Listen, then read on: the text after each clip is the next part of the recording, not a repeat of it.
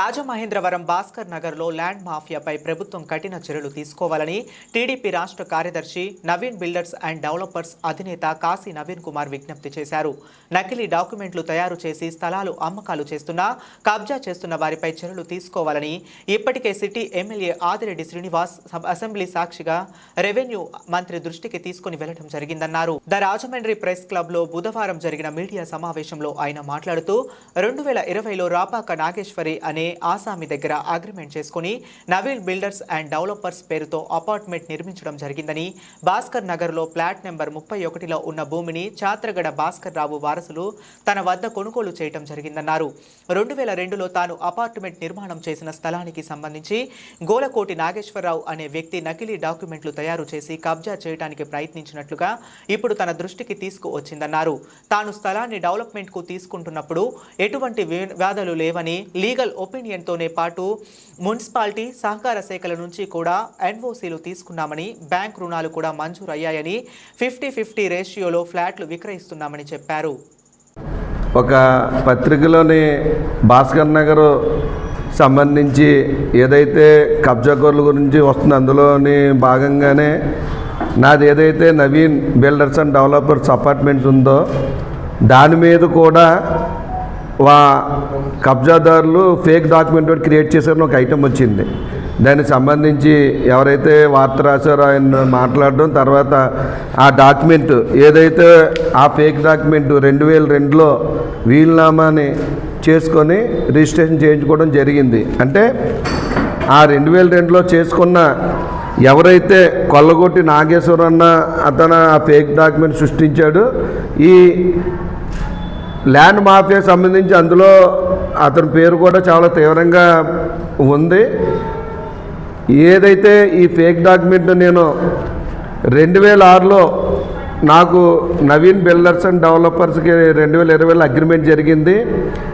కాట్రగడ్డ భాస్కర్ రావు అనే ఆయన నాకు రాసిన రాపాక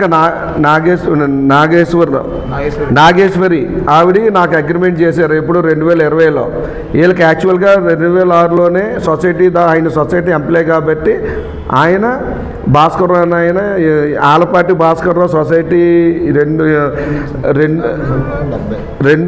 ఆ సొసైటీలో ఈ 2006లో ఈ చాట్రగడ్డ భాస్కర్ రావు గారు తీసుకొని అది వాళ్ళ అమ్మాయికి వాళ్ళ మనవరాళ్ళకి ఇచ్చిన దాని మీద వాళ్ళు నాకు 2020లో అగ్రిమెంట్ చేశారు. నేను కన్స్ట్రక్షన్ చేయడం జరిగింది. దాని మీద లోన్లు కూడా వెళ్ళడం జరిగింది.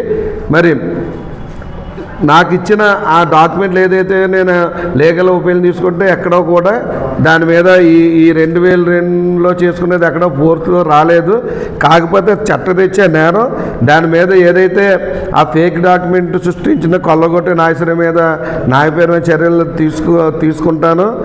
ఏదైతే ఈ భాస్కర్ నగర్ మీద ఏదైతే అభియోగాలు వస్తున్నాయో మరి గతంలో అసెంబ్లీలో కూడా మా ఎమ్మెల్యే ఆదిరెడ్డి శ్రీనివాసరావు గారు ఎవరు ఇంట్లో పాలు పంచుకున్నా కఠినమైన చర్యలు తీసుకుంటామని చెప్పారు. నాకు కూడా మన వాళ్ళు ఎవరైనా ఇన్వాల్వ్ అంటే మీరు కఠిన చర్యలు తీసుకోవాలని చెప్పడం కూడా జరిగింది. మా పార్టీ లీడర్స్ కానీ ఎవరైనా ఇందులో ఇన్వాల్వ్ అంటే మేము తప్పనిసరిగా వాళ్ళ మీద శిక్ష పడేలాగా చర్యలు తీసుకుంటాం. మొట్టమొదటిగా ఇప్పుడు నేను చేసేది ఏంటంటే ఈ 2002 డాక్యుమెంట్ మీద కొల్లగొట్టి నాయకుడి మీద నామినేషన్ ఇప్పుడే 3 టౌన్లో కంప్లైంట్ ఇచ్చి దాని మీద యాక్షన్ తీసుకునేలాగా న్యాయ పోరాటం చేస్తాను. నాకు ఎవరైతే ఈ 2020లో లీజుకి నవీన్ బిల్డర్స్ అండ్ డెవలపర్స్కి ల్యాండ్ వన్స్ రాపాక నాగేశ్వరయ్య గారు నాకు ఇచ్చారో వాళ్ళు కూడా రేపు వచ్చి వాళ్ళు కూడా కంప్లైంట్ ఇస్తున్నారు.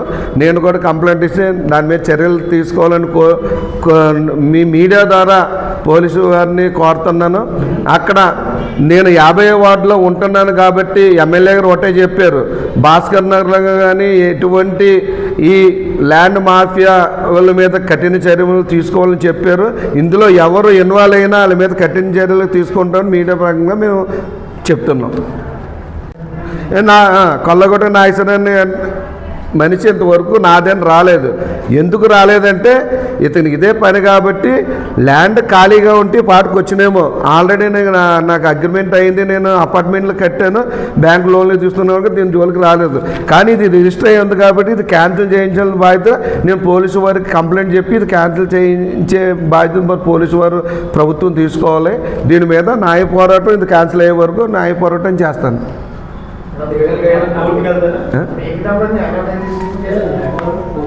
ఇది ఫేక్ డాక్యుమెంట్ 2002 319 2002 అంటే వీళ్ళనామా ఎత్తుకున్నారన్నమాట.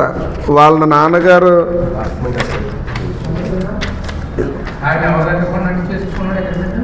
వాళ్ళ నాన్నగారు ఇచ్చినట్టు వీళ్ళ పూర్వాజీతం కింద ఎత్తుకున్నాడు.